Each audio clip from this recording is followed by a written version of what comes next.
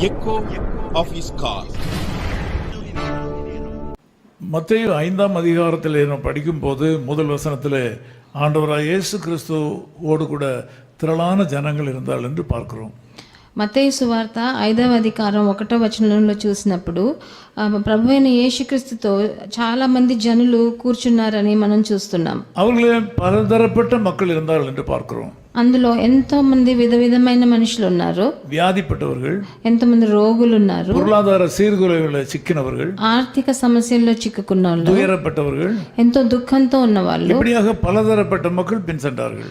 ఇలాంటి మంది ఎంతో మంది విధమైన కష్టాలతో ఆయన వెంట పడ్డారు. ஆகவே 5ஆம் அதிகாரம் 4ஆம் வசனத்தில் விதமாக ஆண்டவர் சொன்னார். అందుకనే 5వ అధికారం 4వ వచనంలో ప్రభు సెలవిస్తున్నాడు, துயரப்படுகிறவர்கள் பாக்கியவான்கள், దుఃఖపడువారు ధన్యులు, அவர்கள் ஆறுதல் அடைவார்கள், వారు ఓదార్చబడతారు అని రాయబడి ఉంది. அப்படியானால் துயரப்படுகிற மக்களுக்கு ஆண்டவர் ஆறுதலை கொடுப்பார். అలాంటంటే దుఃఖపడే వాళ్ళకి ప్రభు ఓదార్పునిస్తాడు. ஆண்டவருடைய வல்லமையை மனுமக்கள் சரியாக உணர்வதற்கு அவர்கள் துன்பத்தின் பாதையிலே நடத்தப்பட வேண்டும். ప్రభు ఓదార్పును వాళ్ళ జీవితంలో చవి చూడాలంటే వాళ్ళు దుఃఖపడవలసి ఉన్నది. நீங்களும் அப்படி உங்கள் வாழ்க்கையில துக்கத்தின் வழியாக கடந்து செல்லலாம். మీరు కూడా మీ జీవితంలో దుఃఖం ద్వారా వెళుతున్నారేమో. ஆண்டவர் சொல்கிறார், துயரப்படுகிறவர்கள் பாக்கியவான்கள். ప్రభువు సెలవిస్తున్నాడు, దుఃఖపడువారు ఓదార్చబడతారని. ஆனால் நீங்கள் వెட்கப்பட்டு పోవதில்லை. కానీ మీకు సిగ్గుపడరు. உங்களுக்கு ஆறுதல் கிடைக்கும், మీకు ఓదార్పు దొరుకుతుంది. உங்கள் துக்க காலங்கள் நீண்ட காலம் நீடிக்காது.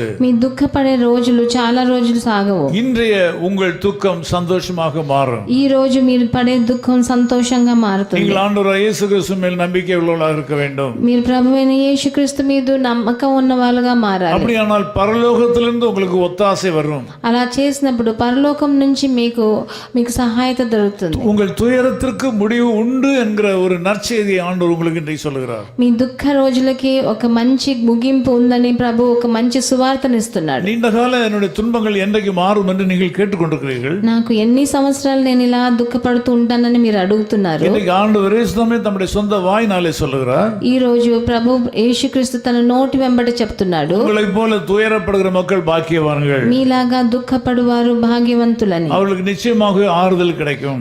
మీకు తప్పకుండా ఓదార్పు దొరుకుతుందని அந்த చెప్తున్నాడు. ஆறுதல் உலகத்திலிருந்து வருவதில்லை, ఆ ఓదార్పు ఈ లోకం ఇచ్చేది కాదు, ஆண்டவராகிய தேவனிடத்திலிருந்து வருகிறது. ప్రభువైన యేసుక్రీస్తు దగ్గర నుంచి వచ్చేది. ஆகவே அப்போஸ்தலனாகிய பவுல் சொல்லும்போது நான் கஷ்டப்படுவது நல்லது என்று சொன்னார். అందుకే పౌలు చెప్పినప్పుడు నేను కష్టపడేది మంచిది అని చెప్పాడు. ஏனென்றால் துயரப்படும் போது ஆண்டவருடைய வல்லமையை நான் என்னுடைய சரீரத்தில் அனுபவிக்கிறேன்னு சொன்னார். ఎందుకంటే నేను బలహీనత చెందినప్పుడు ప్రభు బలం నాలో కనిపిస్తుందని చెప్పాడు. ஆகவே உங்கள் துயரத்தின் நிமித்தமாக உங்களுக்கு நன்மை உண்டாகும், நல்ல காரியம் நடக்கும். అందుకని మీరు దుఃఖపడుతున్నారా, మీకు దాని వల్ల మంచి జరుగుతుంది, మీరు ఓదార్చబడతారు. இன்றைக்கு அந்த காரியம் நடக்கும். ఈ రోజు ఆ కార్యం మీ జీవితంలో జరుగుతుంది. உங்கள் துயரத்தின் நிமித்தமாக தேவனுடைய ஆறுதல் உங்களுக்கு கிடைக்கும். మీ దుఃఖం బట్టి దేవుడి ఓదార్పు మీ జీవితంలో చూస్తారు. இன்றைக்கு ஆண்டவருடைய ஆறுதலும் வல்லமையும் உங்கள் சரீரத்தில் இறங்கும். ఈ రోజు మీ శరీరంలో దేవుడి ఓదార్పు, ఆయన శక్తి మీలో దిగుతుంది. நாம் ஜெபிக்கலாம். మనం ప్రార్థన చేద్దాం. நல்ல பிதாவே, உமக்கு நன்றி செலுத்துகிறோம். మంచి తండ్రి, మీకు వందనాలు, స్తుతులు.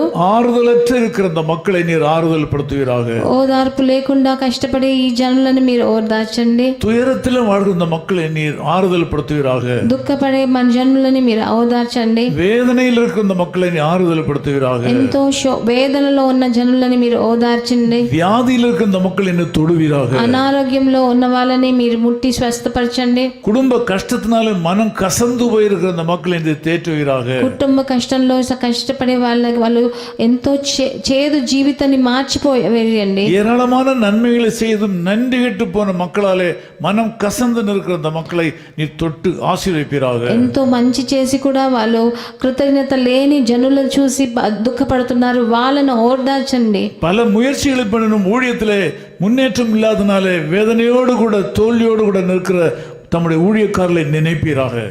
ఎన్నో ప్రయత్నాలు చేసి కూడా వాళ్ళ సేవలో ముందడుగు వేయలేకపోయే కాపరులను మీరు ఆశీర్వదించండి. இந்த ஜெபத்திலே கலந்து கொண்டிருக்கிற வித்தியாசமான தேவைகளின் மத்தியிலே வாழ்கிற மக்களை உம்முடைய பிரசன்னத்திலே கொண்டு நிறுத்துகிறோம். ఈ నాతో ఏకీభవించే విధమైన కష్టాల్లో ఉన్న ఒక్కొక్కరిని మీ దగ్గరికి తీసుకొస్తున్నాను. உம்மை உறுதியாய் பற்றிக்கொள்ள கிருபை தாரும். మిమ్మల్ని గట్టిగా పట్టుకొని తండ్రి, உம்மை நம்ப கிருபை தாரும். మీ మీద వాళ్ళ నమ్మకాన్ని పెట్టండి. இயேசு கிறிஸ்துவின் நாமத்தில் ஜெபிக்கிறோம் பிதாவே. ప్రభువైన యేసుక్రీస్తు నామమునందున వేడుకుంటున్నాం తండ్రి. ஆமென். ஆமென்.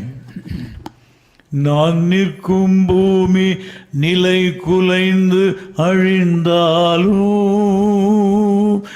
என் நம்பிக்கையின் அஸ்திவாரம் அசைந்தாலும், நான் நம்புவதற்கு ஒன்றுமில்லை என்றாலும், நம்புவேன் என் இயேசு ஒருவரை. நான் நம்புவதற்கு ஒன்றுமில்லை என்றாலும், நம்புவேன் என் இயேசு ஒருவரை. நம்புவேன் என் இயேசு ஒருவரை. நம்புவேன் என் இயேசு ஒருவரை. நம்புவேன் என் இயேசு ஒருவரை. நம்புவேன் என் இயேசு ஒருவரை. ஆமென். Echo of His Call Ministries, 10 Muhammad Abdullah 2nd Street, opposite International Cricket Stadium, Chepauk, Chennai 600005, India. Phone 9144-2852-8282. Mobile phone and WhatsApp 91-98412-71858. Email sam@echoofhiscall.org. Website www.echoofhiscall.org. God bless you.